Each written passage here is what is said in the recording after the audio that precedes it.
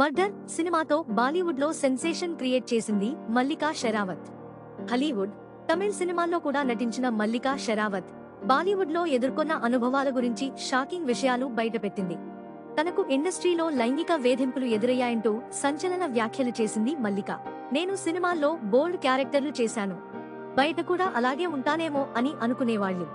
చాలా మంది బాలీవుడ్ హీరోలు రాత్రి హోటల్ రూమ్ కి రమ్మని పిలిచారు. ఇది చాలా సింపుల్. ఎవరైతే తమ కంట్రోల్లో ఉంటారో, కాంప్రమైజ్ అవుతారో వాళ్లకి మాత్రమే అవకాశాలు వస్తాయి. నేను అలాంటిదాన్ని కాదు. మీ కోరికలు తీర్చలేనని చెప్పేశాను.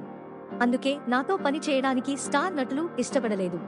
వాళ్లు కోరినన్ని కాంప్రమైజ్ అయ్యి ఉంటే ఈపటికి స్టార్ హీరోయిన్ల లిస్టులో చేరేదాన్ని.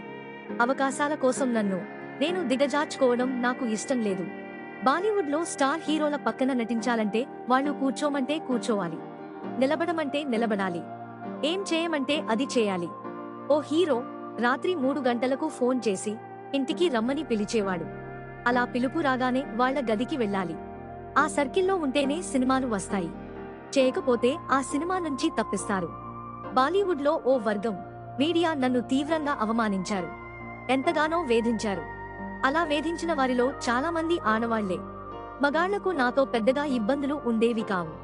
ఆడవాళ్లు మాత్రం ఇండస్ట్రీ వదిలి వెళ్లిపోయేలా వేధించేవాళ్లు. నాకు అస్సలు అర్థం అయ్యేది కాదు. నేనేం చేయకుండా నన్ను ఎందుకు అసహించుకుంటున్నారో తెలిసేది కాదు.